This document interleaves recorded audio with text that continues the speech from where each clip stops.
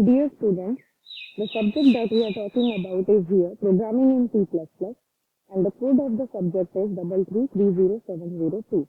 Unit name is Principles of Object-Oriented Programming, and the topic that we will take here is POP and OOP. Myself, K. Anuja, lecturer VPMT Polytechnic, Gandhinagar.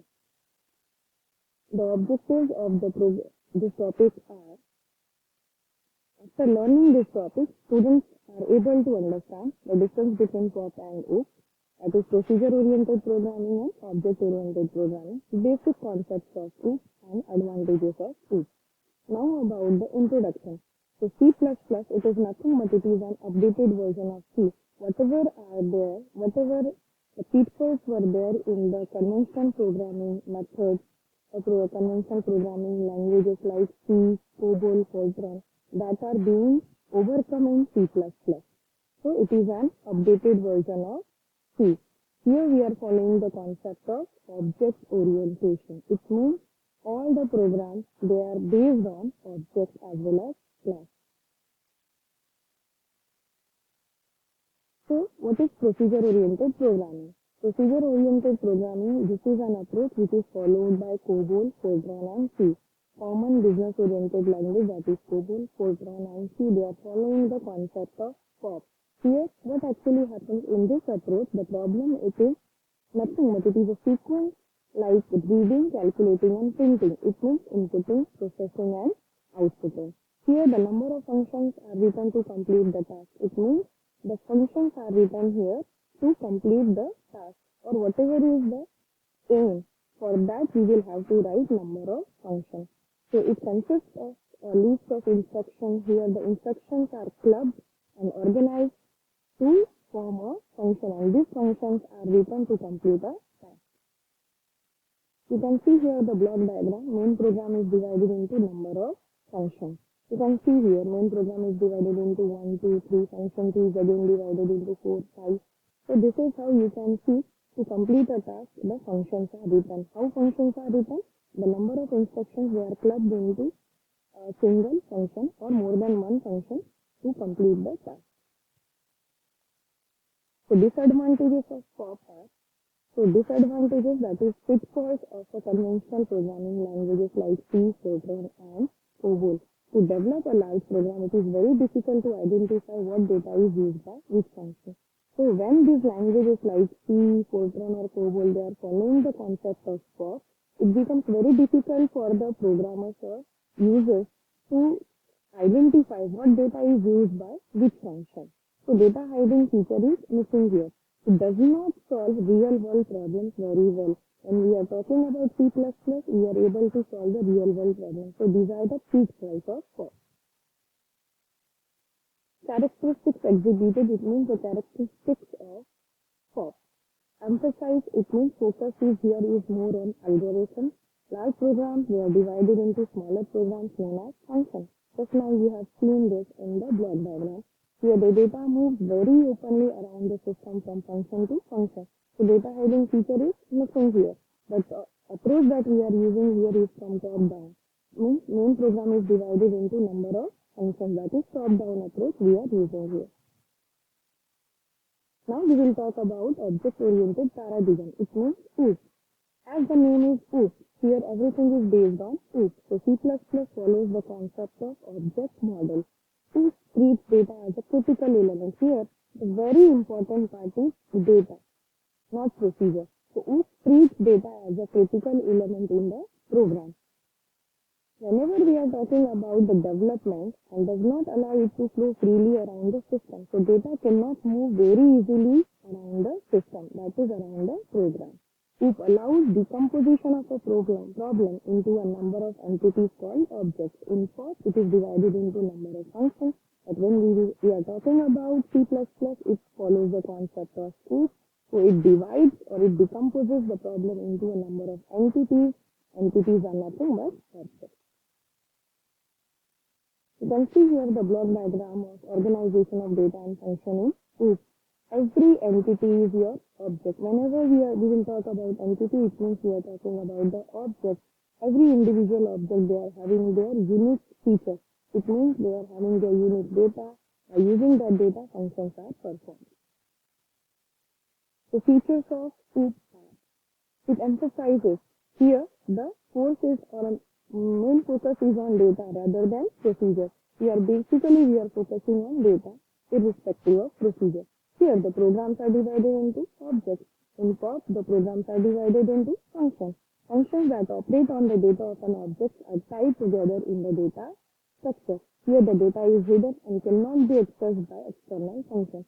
So the data is data hiding feature that we are getting in object-oriented programming. So basic concepts of OOP are, just now I said C++ it follows the concept of object-oriented paradigm. So which are the concepts? The concepts are like objects. Mostly we are using objects and classes here. Then data abstraction and encapsulation, it is again one of the very striking feature, important feature. And inheritance is there, polymorphism, dynamic binding, message passing. More than that also there is a list, but we will see the minimum list which is mostly used in our day-to-day programming languages. So what is object? As I said, C++ works on real-time entities, that is objects. So objects are the basic runtime entities in the object-oriented system. They may represent a data or item that the program has to handle. Objects are nothing but it is in the form of data or in the form of item that the program has to handle. It means in program we are using objects in the form of data or in the form of item. Objects can interact without having to know details of each other's data or code. Here data hiding features we are using. You can see here one of the example of objects. Suppose the object is student, then total, average and display. These are the data of that object. Object is here student. So this is representation of object with data. Data is here total, average and display. Classes. When we are talking about class it is a collection of objects of similar type. Similar type, it means like tiger, lion, deer, then elephant, they all belong to the same category of animals. So similarly here, the example is animal, the name of the class is animal and the object name is tiger. Here we have created an object tiger of the class animal. So the class, it is nothing but it is a collection of objects of similar type. So important thing is here that object should be of the similar type. So it is a category. So objects belong to the same category. Encapsulation, as the name is encapsulation, that is wrapping, that is covering. The wrapping is nothing but covering of data and function into a single unit called class is nothing but encapsulation. This is one of the very important feature of the C++ or OOP that we are using in C++. The data is not accessible to the outside world as it is wrapped. The data and functions are wrapped inside a class. So we are not able to access to the outside world. These functions provide an interface between the object data and the program. Now data abstraction. Abstraction, you might be knowing what is abstraction. From it, it refers to the act of representing the essential features without including the background details. When we are talking about abstraction, it means we are talking about the main important features, essential features. We are not talking about the rest of the things which is not important. Similarly, the definition is here, it is the act of representing the essential features without including the background detail. If the background things are not important, then that is not being used. And this particular concept of abstraction is being used in C++, where we are only focusing on essential features. We are not talking or using the background details. Classes use the concept of abstraction and are defined as a list of attributes and the functions to operate on those attributes. Inheritance. Nothing new about inheritance. You all are knowing inheritance. It is the process by which objects of one class acquire the properties of objects of another class.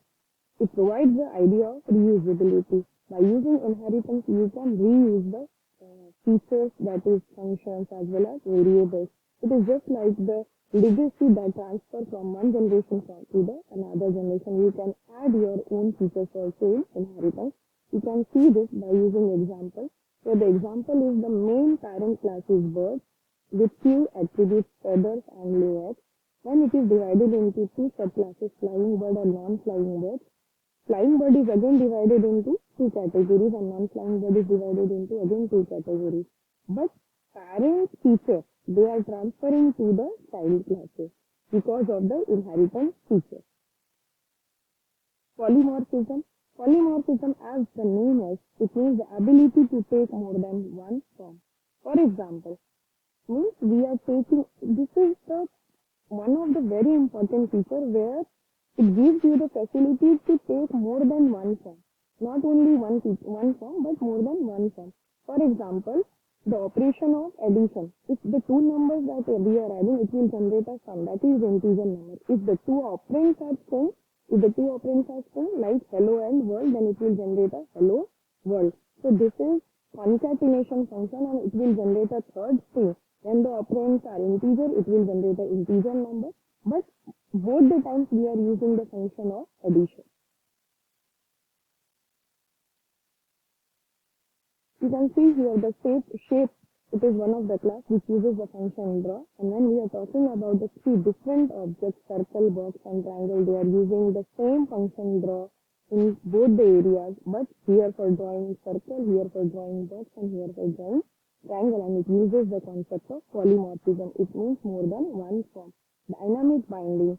Dynamic binding. Binding means we are linking the procedure call to the code to be executed in response to the call. Whenever there is a requirement,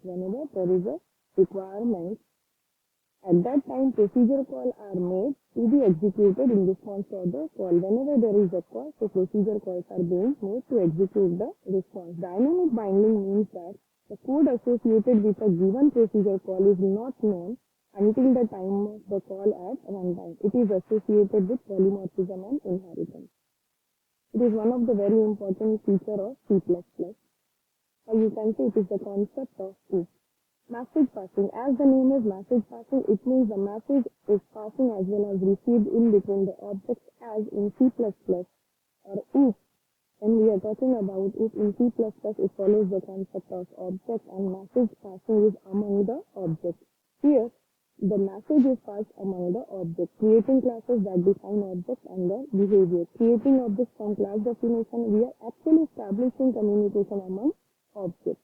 So message passing is about passing or establishing communication among the objects and getting information from the objects. Objects communicate with one another by sending and receiving information.